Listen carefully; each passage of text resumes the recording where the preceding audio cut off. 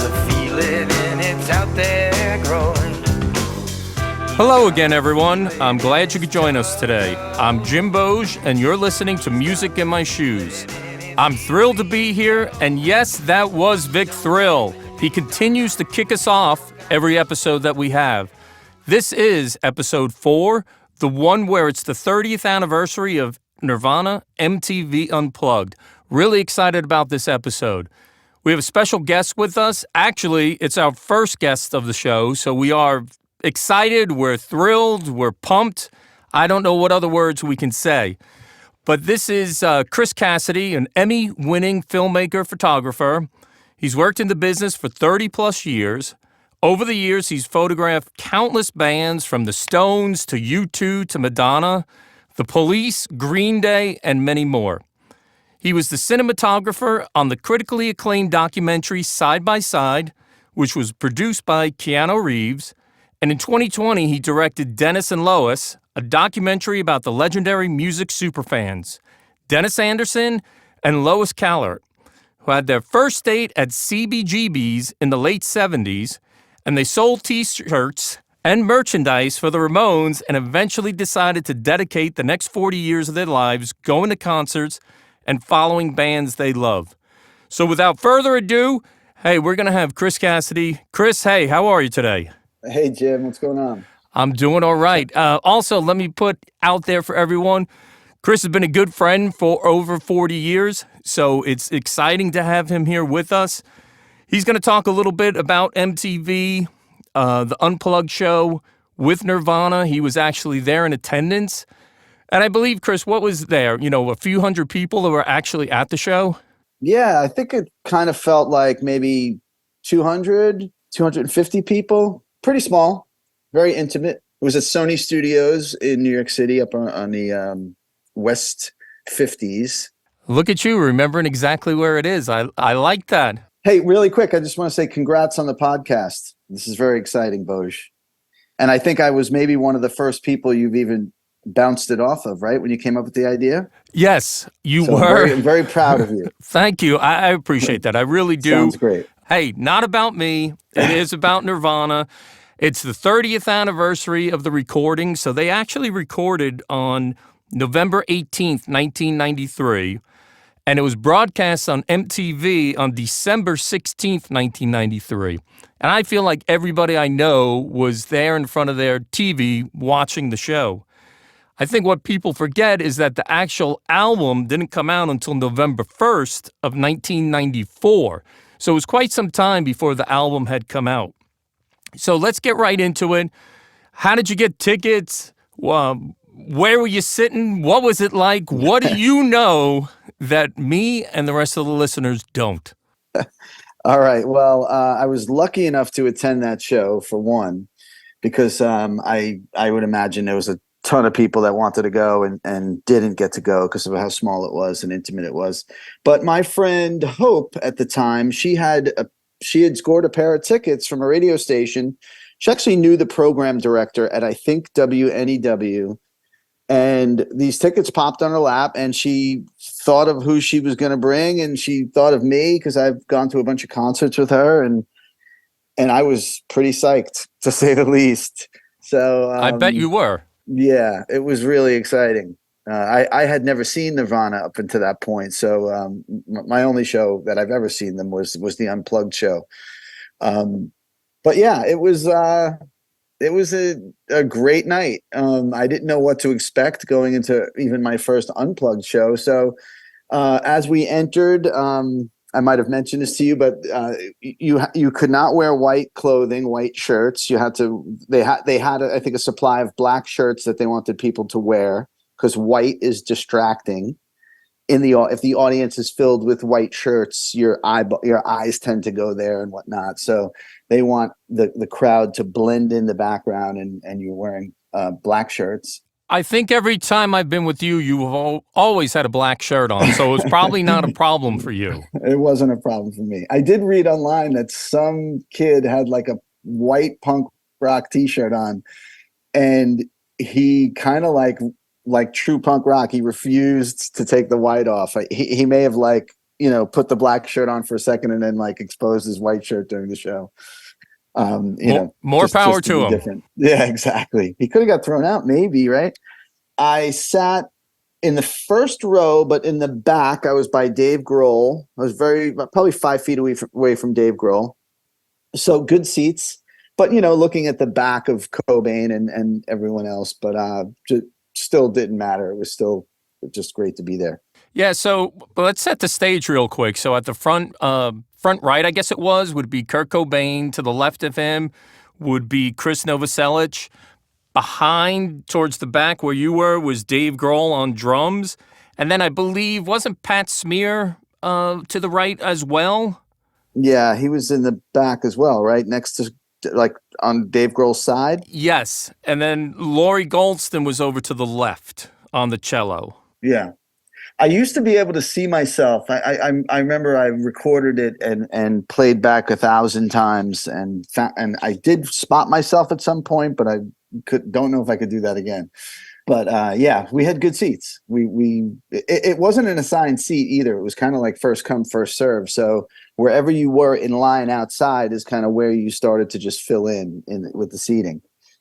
I do recall one of the highlights was probably Cobain walking around. He was just kind of like, he was pretty quiet. He was drinking tea.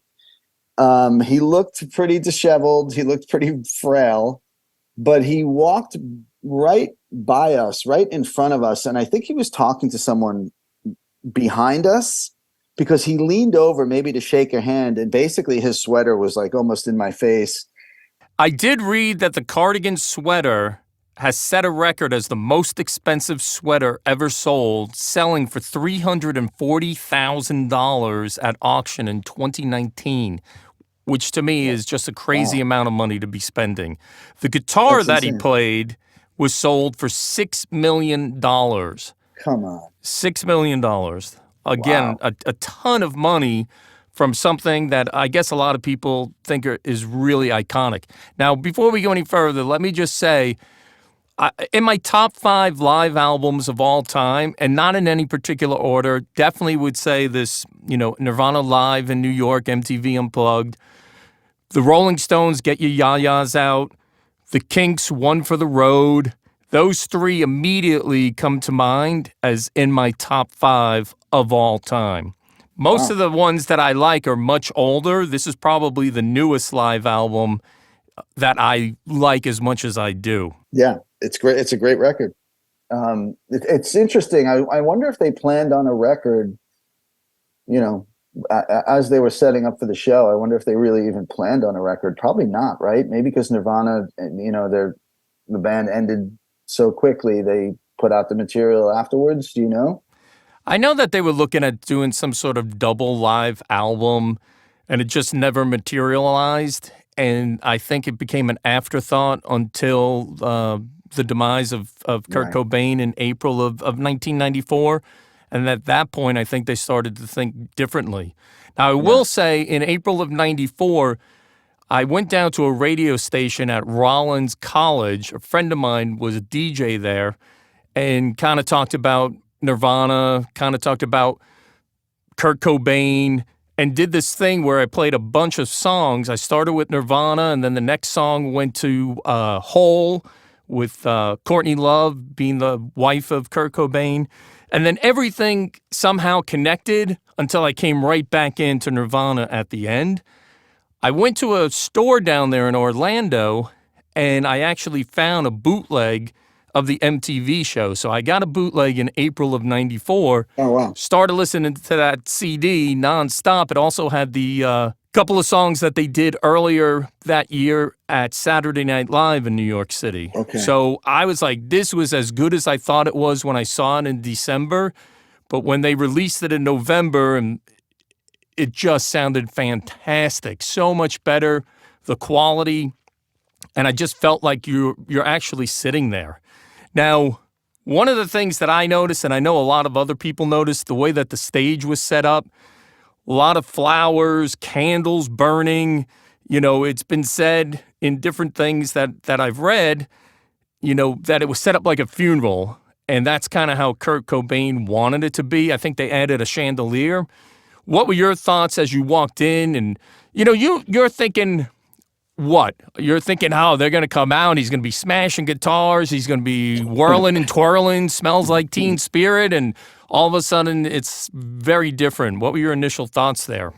Yeah, well, as far as the stage goes, I was not thinking along the lines of a funeral or anything like that, right? Nobody expected Cobain to be dead and within what, 4 months? When was it? 4 months when he passed away, right? 4 Yeah, months so from basically about 6 months later, I guess. If this was November, 6 months, yeah. 5 months. My math is not very good there. I've watched enough unplugs where I've seen people just dress the stage differently and whatnot, and I didn't think twice about really the decoration of it. It looked cool to me. It just looked intimate and cool, and I loved the candles. Flowers were a nice touch. So I definitely wasn't thinking anything along the lines of some funeral setup. But do you think it's more now, after that we look back and like, oh, it must have been set up that way because he knew something or he felt something? Do you think it's kind of more made up in our minds? I think so. Yeah, I think so. And I think it's believe that. It's fitting now too. Like you can only imagine if that was planned and be like, wow, that's like unbelievable. But yeah, I don't know. I'm not sure how. I didn't perceive it as anything more than just kind of a nice, intimate, cozy set, that they were stepping into. Mm-hmm. As far as like the music and the set list and stuff, I guess I expected some more of the popular songs, because like a lot of the songs at the time, I didn't really, there were covers that I didn't really know. I mean, the first two songs I knew, About a Girl and Come As You Are, of course, but and I know the Bowie song, but there was just some songs I guess I didn't expect to hear. I never heard of the Meat Puppets at that point, and they did 3 songs with them. Yes, all from the same album. They were all from Meat Puppets 2. And while we're talking about it, Kurt Cobain does a much better job singing the songs than what the Meat Puppets did. In my humble opinion, I think much better job than what they did. I know you mentioned that you didn't know what the set list was going to be like, but it was expecting to hear some of the hits. I kind of mentioned Smells Like Teen Spirit. I bet you were thinking you were going to hear In Bloom, Lithium, some of those songs that you didn't get to hear.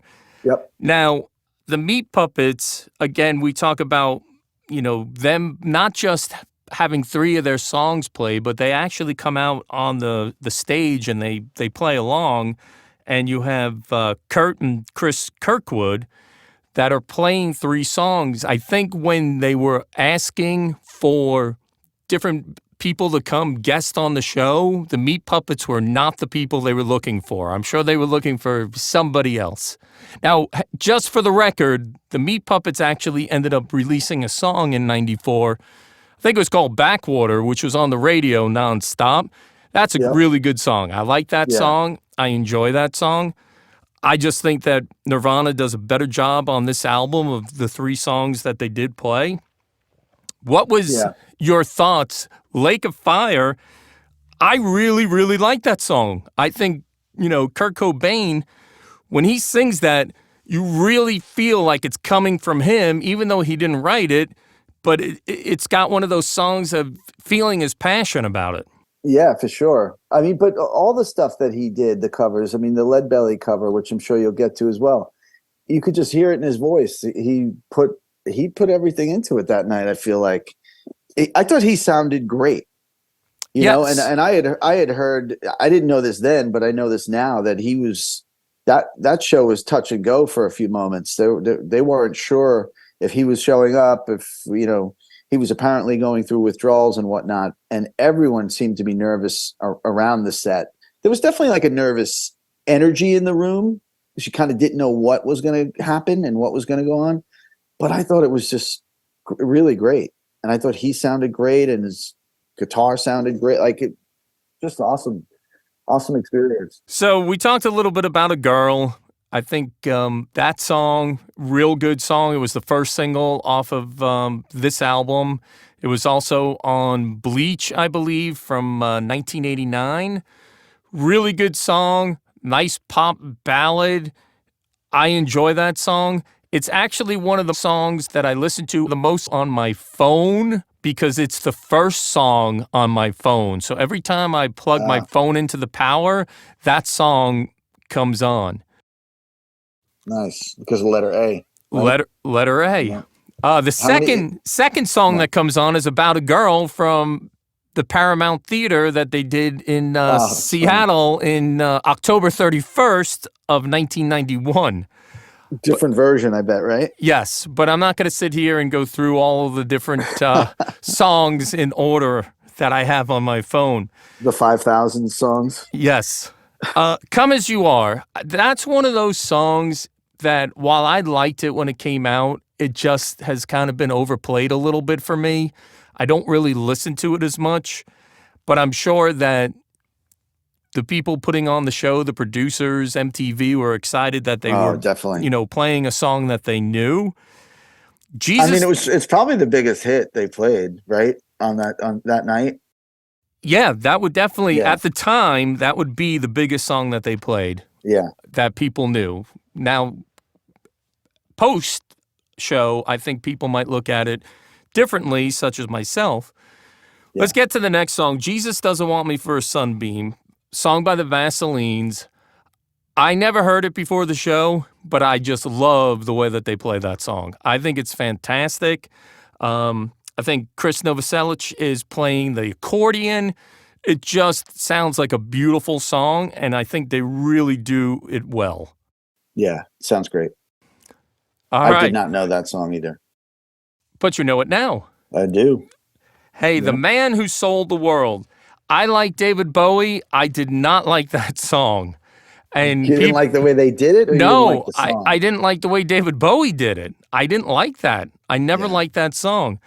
I think Nirvana absolutely kills that song and does such fantastic things with him between the music as well as the voice of Kurt Cobain.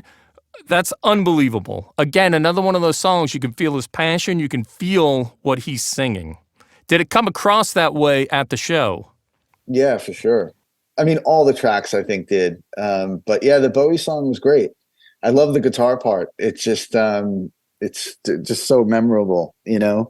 It is a strange song, and I can see how you're kind of iffy about the original version of it. But yeah, I love the Nirvana version. It was really great. It was great to hear something familiar too. I bet it was. For those free tickets, you wanted to make sure you got your money's worth. Pennyroyal Tea. I love that song. I thought it was okay on In Utero. In Utero came out in October, so it came out about a month before the show was recorded in New York. I liked it. I thought it was pretty good. I think it is absolutely off the hook, if we can still say off the hook in this year, when Kurt Cobain does that solo. I think it is so much better. I think his voice, while he sings the same way, having it just lowered, the volume lowered with that guitar and him solo, out of this world. Yeah, it's good. I love that song. So some of the songs that came through really well at the show, as I watched, Dumb, which is off of In Utero, which is kind of acoustic to start off with, I thought was a really, really good job. And then On a Plane, you know, even though it's an electric song, when they perform it here, it feels like it fits really well. And then Something in the Way, another acoustic song. So they did a good job of picking some acoustic songs that would work well with the audience. They picked some covers to do that I think worked well.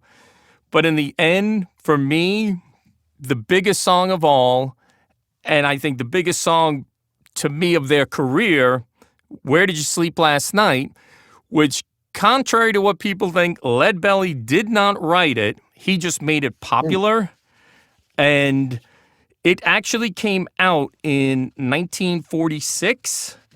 Wow. Yes, a long time ago. But people have always thought, you know, he is the writer of it.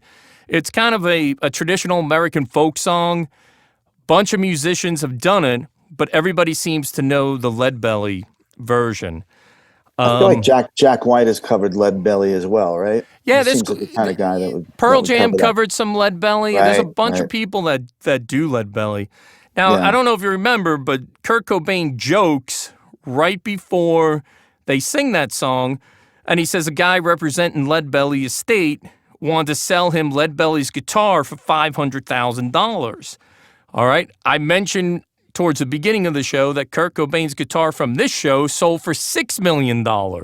So it's kind of crazy how much things can change and their value can go up quickly. So Where Did You Sleep Last Night, to me, it starts off as any other song, starts to build up, and then when you get to that point where he elevates his voice, where, with my girl, don't lie to me, and you just feel like it's coming from the heart. Like this song was written by him about some specific thing. While it's not, he makes you believe it. Totally. And his voice was perfect for that. Oh, fantastic. It was absolutely fantastic for this. Yeah. And then when he is singing, I shiver the whole night through, when he's at that line, and then he takes that pause, and it's kind of chilling. He's got his eyes closed, and all of a sudden they open up, and then he belts out Night Through, and then finishes off with the guitar. Unbelievable. I mean, just get goosebumps just from listening to that song. His voice, fantastic. The guitar, the cello, everything about it was just unbelievable. I think that is definitely in my top 100 songs of all time. Nice. How do you even play another one after that? You can't. Well, and you can't. And they got up off the stage and they walked away and they were like, we're done. You can't do anything. There's nothing you can do at that point that can top that. At the time of the recording, not knowing the song, did it come across that way to you as well, into the audience?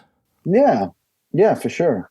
You could feel like every word, Again, it wasn't familiar, but I knew it wasn't his, and I knew it sounded kind of like a perfect cover for him, for them to do. And just kind of the screaming at the end was just, it felt like it was a finale, Yes, and a great one. I listen to that song all the time. I remember getting that bootleg CD and just playing it over and over and over and really enjoying it.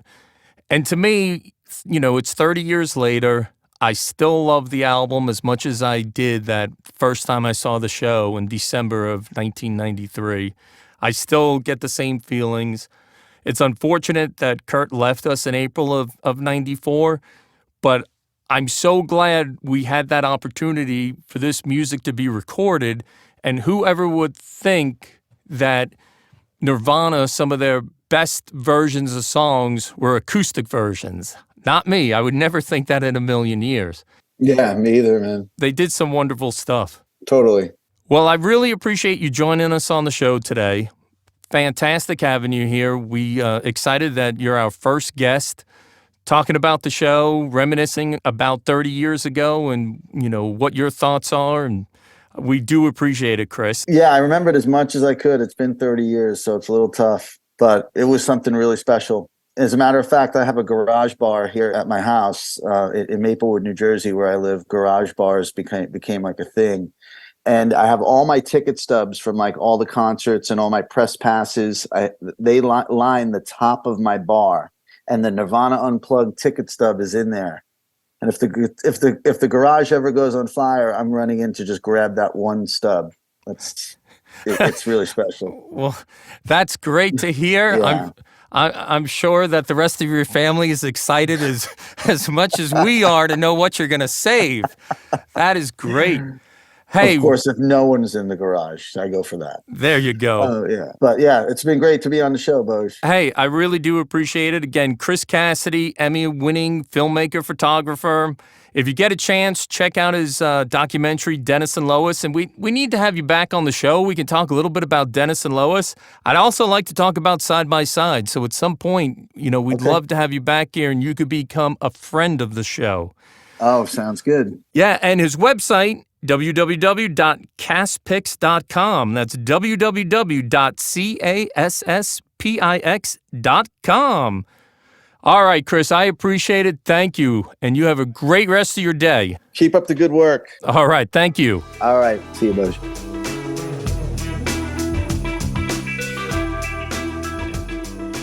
All right, that was great having Chris Cassidy as our first guest on Music in My Shoes. Jimmy, I know people want to hear from you. I know you've been to see Nirvana. What was your experience like? Yeah, first, I'm not the first guest. I thought I was the first guest. What am I? Sidekick? I'm your Ed McMahon? You know, in all honesty, I thought you were the first guest the first time, but then with you coming back each time, so many people think you're part of the show. Yeah, I've worked my way into a permanent guest slot. That you are part of the show. For those of you that don't know out there, I get a ton of emails, a ton of text, phone calls. People love Jimmy, think that Jimmy is fantastic. People have asked how long I've known him. I believe today is the 5th time that I've actually met Jimmy. When we released episode 1, that was the 2nd time that I met him. Yeah, we don't talk about the first time. The first time that we might have recorded something, we might not have. We don't even talk about it. We don't talk about the one that's called the Lost Episode. The Lost Episode. It's not available out there. But in all honesty, you just talked about it. We're not doing it again. I promise. So that is what makes you not a guest, but I think sidekick, I didn't know if that sounded good. It doesn't. It doesn't. So I want to introduce Jimmy Guthrie, who is the owner here of Arcade 160 Studios, runs all of the sound, runs this fantastic studio that we're in, and makes the podcast available to everyone when he lets me know I've gone too far and I need to re-record my part. So on that note, in all honesty, Jimmy, I know you've been to see Nirvana. What was your experience like? So I was living in England in 1992, post-college, and heard that Nirvana was playing at this place called Reading, and I was really excited about Pavement was also on the bill, Beastie Boys were also on the bill, bunch of other great bands, Mudhoney, Teenage Fan Club. Yeah, I was going to say, wasn't there some other bands from the Seattle scene that were playing? Yeah, L7, Nick Cave played, and so it was amazing. It was one of these days that it rained and everything was muddy, and so there was just like this mosh pit of mud up in the front for the whole day, and you couldn't help but, like, if you were anywhere close, you couldn't help but just get covered in mud. And by the end, when Nirvana came on as the headliner, we had moved back, gotten pushed back, so I was kind of further away from the stage by the time they played. But you could totally see that Kurt Cobain got brought out in a wheelchair, in a hospital gown. And the rumors at that time, I can't remember specifically what it was, but it was like, is Kurt okay? Is he, does he need medical help or whatever? So he was playing into the rumors, and he gets wheeled out, and I think you can see it on the concert video they have now, which like really surprised me. Oh my God, this show that I saw 30 years ago is now on a concert video. And then of course he pops out of the wheelchair, and I think they went into Breed. Or whatever it was, they like completely knocked it out, and they sounded great and did their thing. Yeah, it was awesome.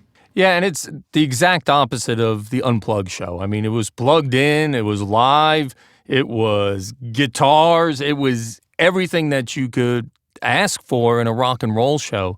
And kind of like Chris talked about earlier, I mean, Kurt Cobain's voice is really built to do so many different things. He can, kind of sing where it's almost a whisper, but then he can scream out a song where it doesn't sound distorted, it doesn't sound bad. It almost makes you wish that you could sing like that, you could do that. And in a show like that, where it's all electric and he's doing all of that, how can he still be able to sing day after day? How can he still be able to talk?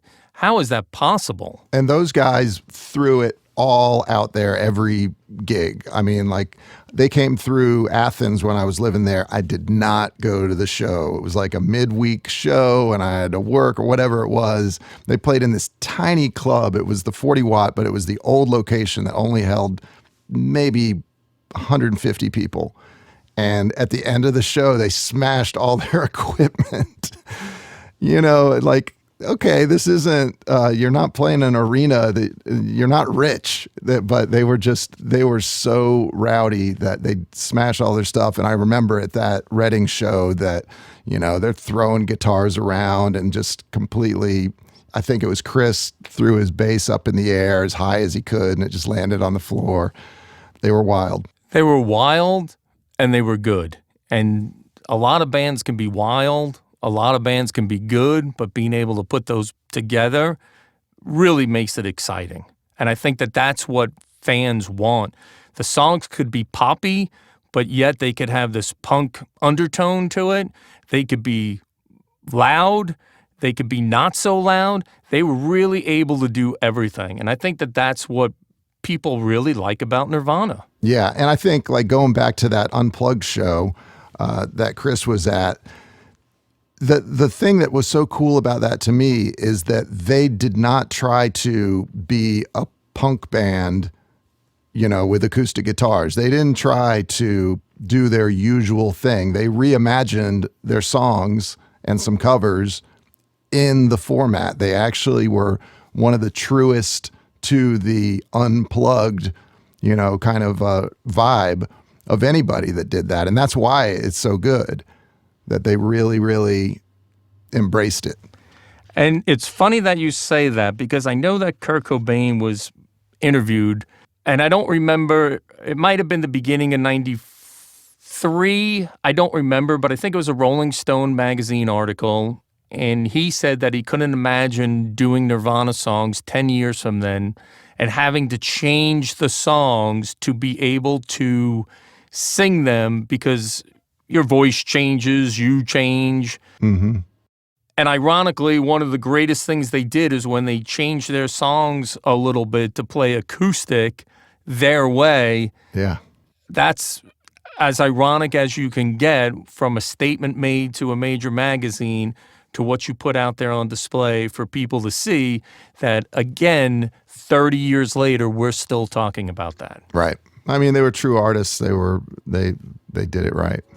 Well, on that note, I think that's going to be the end of our episode. I appreciate it, Jimmy. I would like to say thank you again to Jimmy, Arcade 160 Studios. I'd like to say thank you again to Chris Cassidy, castpix.com, if you're looking for his website. I'd like to thank Vic Thrill for the music throughout our episode. And I hope that you all have a wonderful day, and we will talk to you the next time on Music in My Shoes.